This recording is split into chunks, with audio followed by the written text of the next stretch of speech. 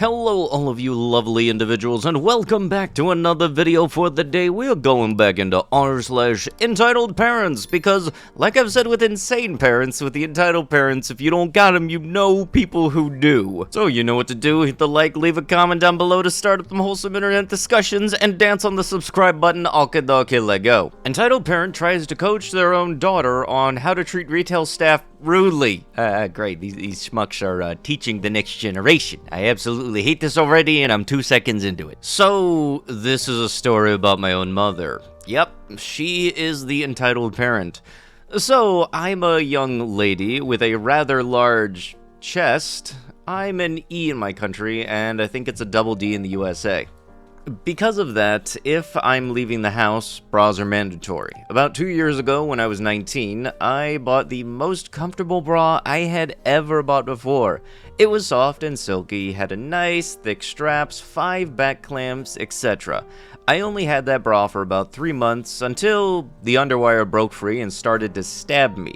It happened at university, and when I got home that afternoon, I told my mother about it. I like to think I'd take a good care of my bras, as I usually only get rid of them because I outgrew them, or the straps became too loose beyond adjustment, but not because they break. The bra was $60 and only 3 months old, so maybe it was just defective? Bras really should not only last 3 months, so I was going to go to the store and ask for an exchange or refund. The only thing was, I did not have the receipt. Like I said, I take good care of my bras, so I did not think to keep the receipt. I also was not a part of their brand's customer reward service, as I only bought products there once for a sale, so they could not look up the name, membership, or profile with them. I told this to my mom and wondered what I should do. "Well, that's not okay," my mother stated. You know what to do, right? Let them know that it is illegal for them to sell faulty products. Do not leave the store until you have that refunded. If the cashier says they can't refund it without a receipt, then ask to speak to the manager. They'll sort you out. My mother never worked in retail herself. Oh, trust me, I could already tell. But I, at this point of time, had been for about 4 or 5 years. I know the annoyance of the phrase, "Can I speak to your manager?" and was not going to enforce that on an innocent civilian. "No, I'm not going to do that," I replied. "That would be rude." "Well, I could do it for you then. I'll just say, my daughter bought a defective bra, which is illegal to sell, and we demand a refund because according to the law..." "No, we are not going to do that either. It is not the cashier's fault that the one bra happened to be defective. So I am not going to treat them as if it is. I'll just go in, explain my situation, and ask what their policy is about refunds without a receipt." So, you know what, ladies and gentlemen? That's exactly what I did. I walked in, found the cashier, and explained that my $60 bra broke in 3 months, and I did not have the receipt in the friendliest and kindest way possible, because I know how much working retail sucks. The lady said that they did need some proof of purchase, and asked me what day I bought it on. She was so kindly and lovely as well. I pulled out my phone, opened my banking app, and I looked at the transaction 3 months ago and found the date to the exact $60 purchase. I gave her the date, and she typed that into her computer and found the transaction on that date for $60 in the exact bra color and size as mine. She printed that off, scanned that, and refunded the original purchase, all while a different attendant found the same bra in my size off of the shelf and brought all 3 color options to me in case I wanted the replacement in the same color. I chose the original color, thanked both ladies for the amazing help, and walked out of the store with my new and non-defective bra. See, Mom, you can have a social interaction without belittling retail staff, acting like a know-it-all, and God forbid, demand you speak to the manager. Just be kind. Okay, we need more people like you. I have legitimately lost count of the amount of times that I've had people come in and do something pretty much exactly like that to me. I don't sell bras, I work at a pet store. But yeah, very much so. If you're just nice to the staff, we'll work with you. If you come in and act like a jackwad, we're not going to be too inclined to do anything to help you. Well, all we'll do is just enforce the policy and say no to your butt. But if you're actually nice, we'll try to see if we can work with you. Like, for example, I can even have a similar situation to this. If you come in with an item, you want to return it and you don't have the receipt, but if you bought it with a card, we can look it up with the card number, with the manager's stuff, basically. They have some tech that we don't have at the registers. And God forbid you come in and pull the whole, well, you did it last time, shtick. Yeah, no, we did it last time because it was a one-time thing. Thank you for admitting that you've already used your one-time thing privilege. And stuff like this just reinforces the fact that I feel a lot of people need to work at least 1 year in retail to really understand just how mean some people can be to other people who have absolutely nothing to do with the reason that they are pissed off. And on top of that, when I started working there where I am right now, it took me all of about 2 weeks to figure out that that phrase that says there are no such things as stupid questions is false. There is such thing as a stupid question, and that stupid question is a stupid question if you could answer it by pointing. I've no joke had people come in, ask what store they're in, I'm wearing my work uniform that says the business name, and they walked past two 45-foot wide signs of the store that are on both sides of the wall they just walked through. I can't make this stuff up. But bottom line, moral of the story for this thing is, just be nice to retail staff. They are here for the paycheck, and they really likely don't have anything to do with anything that you might have coming in. Like, we're not the reason that you had a bad day. So for the love of God, if you have not worked retail, just take this to note as a fact.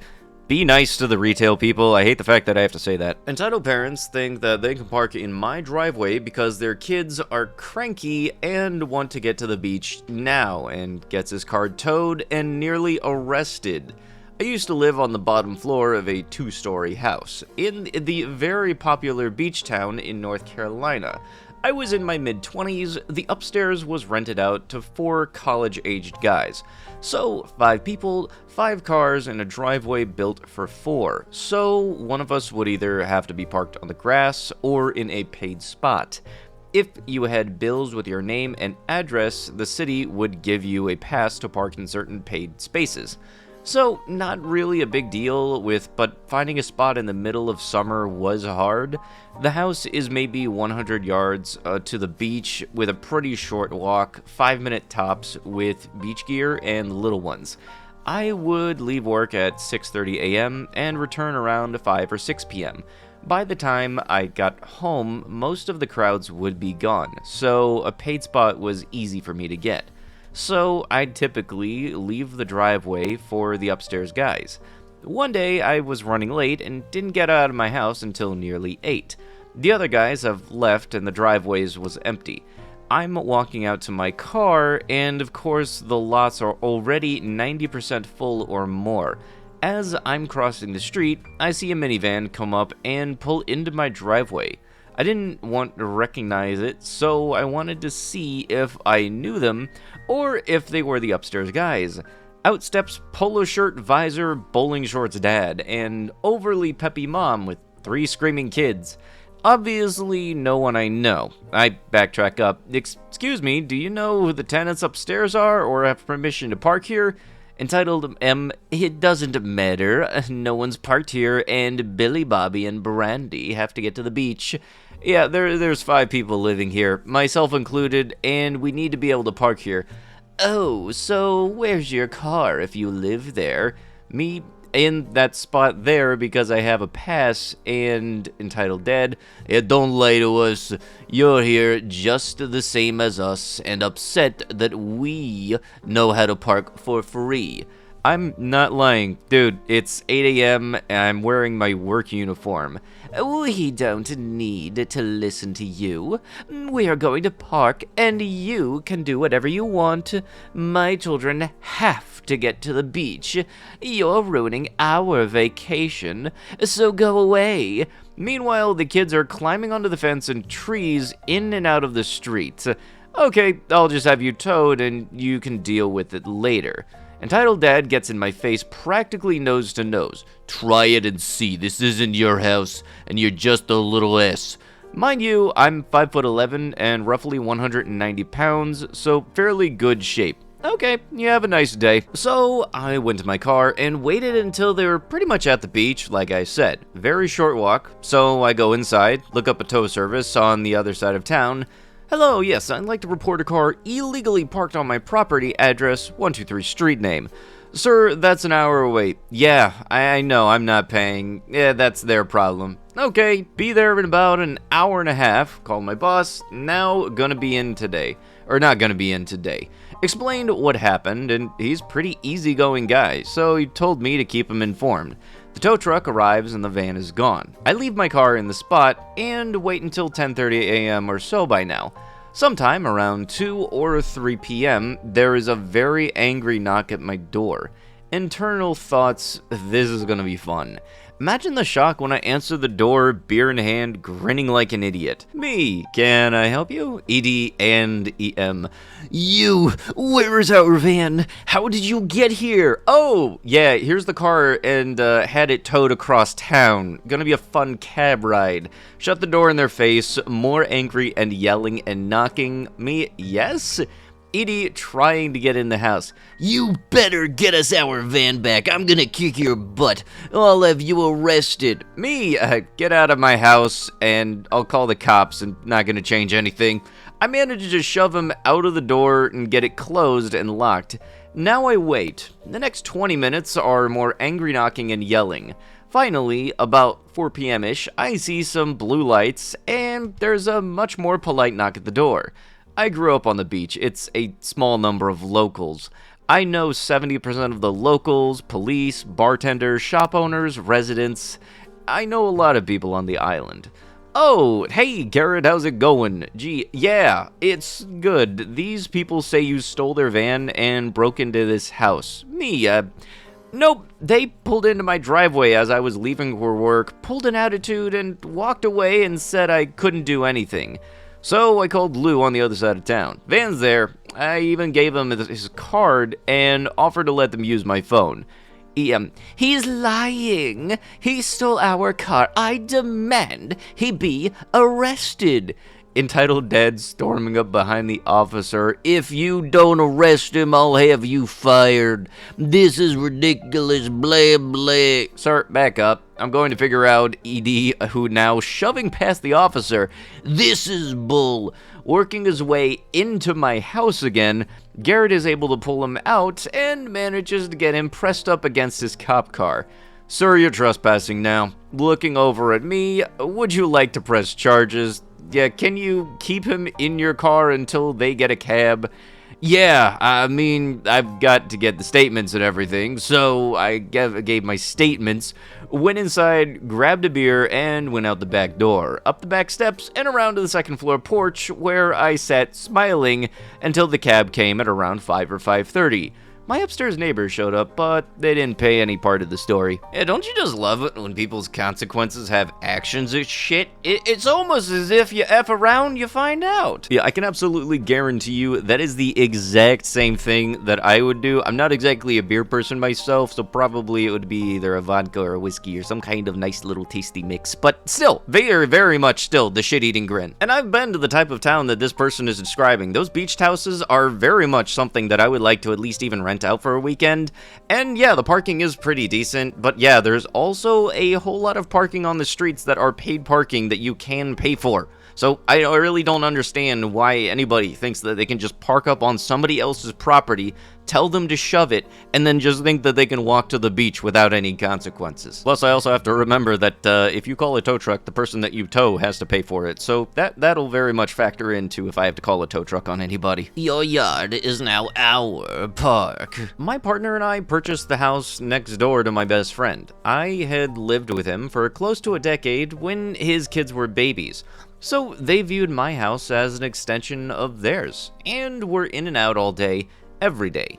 I have a more flexible schedule than he and his wife, so I have them in the mornings, after school, and on days off of school.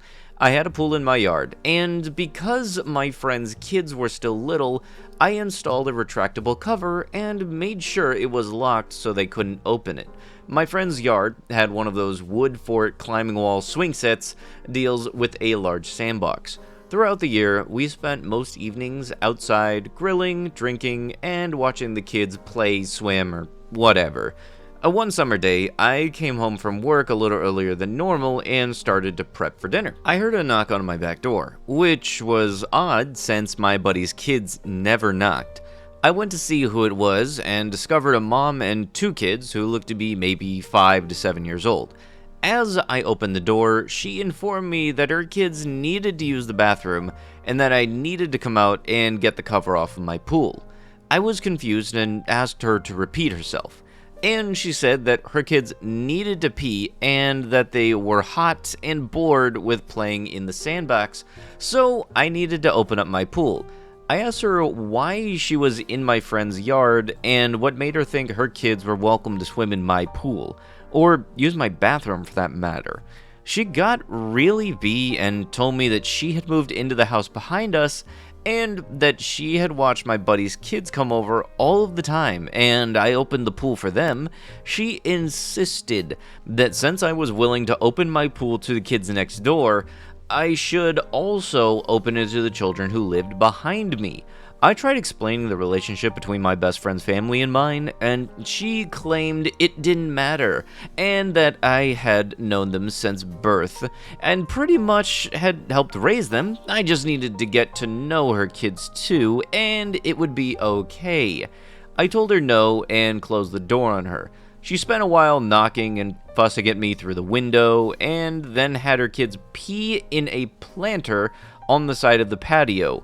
When I still didn't react, she took her kids back into my friend's yard to play on the swings. I texted him to let him know what was going on, and right at the moment he was letting his 300+ pound worth of newfies out into the yard without noticing the unwelcome visitors. The mom starts shrieking and climbs up into the fort, leaving both kids on the swings. She starts demanding that we put the dogs inside, and how dare my friend let his dogs out into his own yard when her kids are clearly playing there. She tells her to GTFO and calls the police. When the cops arrived, she put on the whole waterworks about how her kids were just looking for friends and my buddy's kids are somehow bullying her kids, even though they'd never met. Then that she invited her over just to let his dogs attack her children, blah blah blah. They eventually move back onto their own property and then come back later to tell us they warned her about coming back. She lived in that house for almost a year before she and her husband divorced, and during that year, she had to replace the lock over the pool's control cover 3 times, have a fencing company remove a gate at the back of my property that was meant to let the lawnmower through, and eventually pay a security company to come check on the yard anytime we were going to be away for more than a few hours. We found her and her kids in our yards repeatedly, but she'd leave them when we got home. What finally resolved the issue was my partner catching her in the pool. She told them she knew the man that owned the house and that he had told her it was okay to swim. He told her he was married to the man that owned the pool and that it's not okay to swim. She apparently had a bad reaction to realizing she was immersing her sons in gay water. We didn't see her again after that. Yeah, you gotta really watch out for that gay water. You soak in it too long, it'll turn you gay. That's the water that they're putting chemicals in. The frogs were just the test subjects. Now it's time for human trial. Entitled parent thinks they have rented the whole park. I'm at a city park with my kids. We've been to this park a bunch, and there's this one spot where there's a rocky hill, all tree covered. It's a nice and shady on a hot day, and there's a playground and a pavilion at the top of the hill. We get up there and I immediately notice loud noises, and I'm having to step over cables and extension cords. Someone rented the pavilion and set up not 1, but 3 bounce houses around it. Freaking great. So I have to give the disappointing news to my kids that even though they are surrounded by bounce houses, they cannot play in them since this is a private party. but they are free to hit the playground. Everyone is cool. I sit on the bench as my kids go to town on the fake pirate ship. When I hear, "Hey!" that's when ED, doing his best to imitate the situation from Jersey Shore, walks up to me and informs me that the playground is closed for a private party. Fortunately, I'm one of the few people that hasn't decided to look into Jersey Shore until this date, so I actually had to look up to see how he sounded, and New Jersey, what the shit? You gotta do your research if you want to get things right, you know? I look at him and inform him that the public park does not close for private parties, and it sounds like he rented the pavilion nearby, which is fine. But that doesn't give him the excuse to use the neighboring playground. He storms off and returns with a rental agreement and shoves it in my face, telling me to get my freaking kids and leave. Right, so rental agreement is very clearly for the pavilion, all of the grand sum of $35 for 4 hours. How could any sensible adult think that $35 guaranteed you exclusive use of the public playground? Moreover, why is it so important for you to have exclusive use of the public playground? I again pointed out to him that he rented the pavilion, not the park, and my kids won't go on his bounce houses, and we won't go to his pavilion, but the playground is fair game for everybody. He then begins hurling threats, and I'm weighing just taking my kids and leaving to avoid this a-hole. Then I decide I need to take a stand on principle, so I tell him to screw off and proceed to use my phone to find the phone number for the park police. Our county staffs our parks, and during the summer months, they employ park rangers who have peace officers authority. I call the park ranger and tell him that there is trouble up in the shady playground and that they need to come right away. Sure enough, as I'm getting off of the phone, Dolph returns with 2 of his meathead friends and tell me that they are ejecting me from the park. Yeah, no you're not, and if you touch me, I'm calling the cops and pressing charges. No anger, no rage. With this promise of action, however, one of them kind of widens his eyes and steps back, saying to his friends, "Hey, just leave him alone, man." This guy, for some reason, does not want the police coming, and it is very obvious. The ringleader won't back down, however, and tries his best to get up in my face, scream, and yell. He grabs my arm, I remove his hand, and all of this just as I see the ranger pull up, yell for everyone to step back from one another, and come over. This smug F shoves the rental contract into the chest of the ranger, telling him that I'm trespassing, and he rented this space for the day for his kid's party. Now, normally I don't like posturing by law enforcement, but here it was pretty amusing. For the ranger, "Touch me again and I'm arresting you. Reads the contract. This is for renting the pavilion. You have use of the pavilion, but the playground is open for public use." Hands it back. "Also, your permit doesn't allow you to set up bounce houses. Where'd you plug these in?" The ranger follows the extension cords and sees that they ran to one of the public bathrooms. There was an outdoor outlet. It was locked, but this dude cut the lock off so that he could plug in his stuff. The ranger comes back with a broken lock. "Did you cut this lock?" "Oh, it was like that when I found it." Really? Because it was intact this morning. So some random person cut this lock and you just happened upon it within the last 2 hours? I guess. Long story short, he let him stay and let them keep the bounce houses because he didn't want to ruin a kid's party. He wrote the guy a citation for the broken lock and the unauthorized power usage and banned him from the park for the remainder of the season after the party. Amazingly, the entire event was lost on my children, who barely noticed anything that was going on, likely because of the compressor noise. Yeah, sir, you are housing a kid's birthday party. You are not harder than anything. A Tempur-Pedic pillow has more edges than you, sir. Don't try to act tough like you're from Jersey Shore or anything, because even those guys aren't tough. They're just actors. Yeah, no, we're gonna get me and my buddies, and we're gonna act tough at the kid's birthday party, cause we broke the lock, and now we're plugging in the compressors to the bounce houses and everything. We own this joint now. Just goes to show that people will only want to see stuff that they want to see, regardless of what is actually there. If there's something there that they say that they can't do it, they'll only read the words in their mind that put together will state that they are allowed to do it. Like, for example, in the story, the contract stating, yeah, you can only rent out the pavilion at the park, their mind probably only read the words rent out park. And I honestly don't know how people like this survive. Entitled parents think that they are entitled to their adult daughter's medical records to help them blank shame her. In healthcare, one of the most difficult things to deal with are family members of patients. They are understandably angry, upset, grieving, devastated, and often feeling helpless.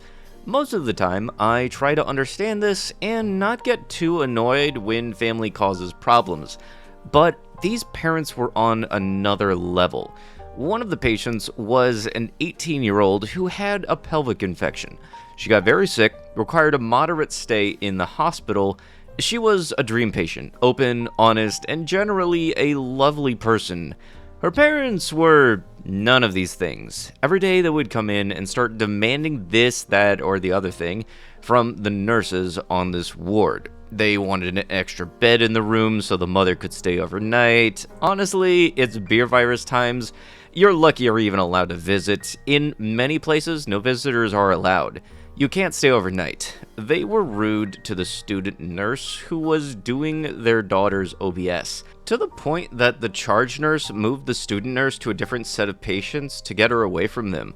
But when the doctors were around, they were the sweetest people you'd ever met, right up until we were out of sight, or we said no to one of their requests. They were disruptive, loud, and just generally an obnoxious people. Thankfully, their daughter was aware of their bad behavior and had informed us that she didn't want them or to be told anything about her condition unless she approved it. She was a legal adult, so she was entitled to her privacy. This wasn't a huge issue to begin with, as she shared most of the details with them. But then her mother Googled pelvic infections and discovered that, gasp, sometimes they can be caused by sexually transmitted infections. As far as she was when concerned, she had screwed up and gotten the diagnosis wrong, because there was no way that there was any possibility that her angel had any thoughts of having the S with a boy. They demanded to see their daughter's medical records so they could prove that we were lying about the infection. Politely telling them to screw off was the highlight of my week. Unfortunately, that wasn't the end of it.